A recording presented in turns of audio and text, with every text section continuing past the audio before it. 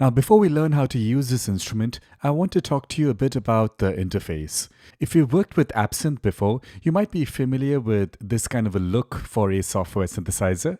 Absinthe had a very unique interface, and Plasmonic is very similar in that sense. So let's talk about some of the interface elements. So we can turn on and off individual modules by clicking on the name up top here. So you can see here I'm turning on and off these different modules.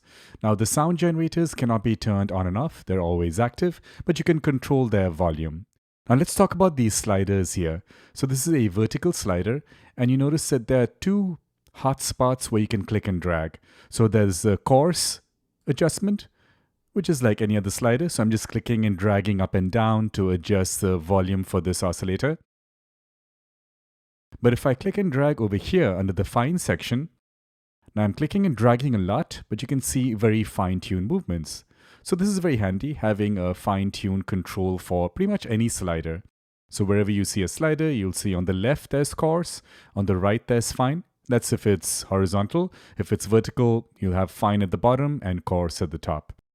Now sometimes I kind of forget and I'm just adjusting a slider and I'm wondering why is this not moving. Then if I stop clicking, I realize, oh, I was clicking on the fine side. I need to click on the coarse side. So many other synthesizers will let you use a hotkey, like holding down Option or Shift or something like that to get the fine-tuned control. But over here, it's where you click on the slider. Now, another thing that's different in Plasmonic is when it comes to horizontal sliders, you don't move vertically. In pretty much every other software synthesizer that I've worked with, if a slider is vertical, or if it's a knob, circular, or if it's a sideways or horizontal slider, you basically click and drag up and down every time. And that's consistent across boards, so that makes it easy to work with. But in Plasmonic, if the slider is horizontal, you have to click sideways to adjust it. So in this case, for the noise filter control here, filter cutoff control, I'll have to click and drag sideways to adjust this parameter. Clicking and dragging up and down is not going to do much. So just keep that in mind, it can be a bit different, and there is no setting to change this.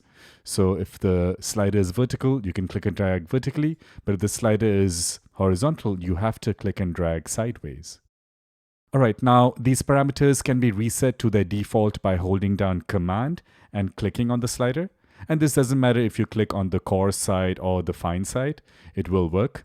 I'm on a Mac, so it's Command click. I'm guessing on a PC it would be Control click. You can also just double click and type in values. So just like an Absinthe, you can be very specific.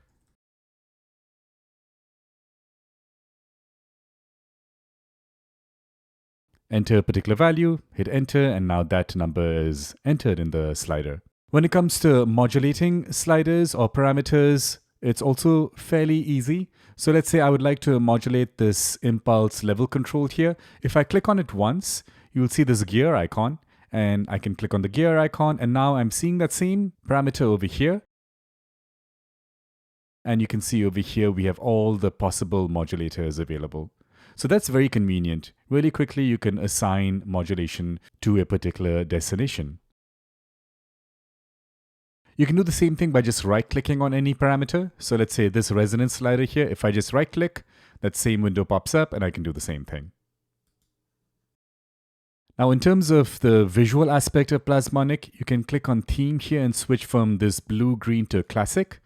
And there's a very subtle change here. It's a bit darker. Switching back to blue-green, you get a bit of that Absinthe-like feel. But you can also switch to classic, a little bit of a darker look. You can change the size here. The smallest is 100%, and it can also get fairly big by setting the window size to 200%.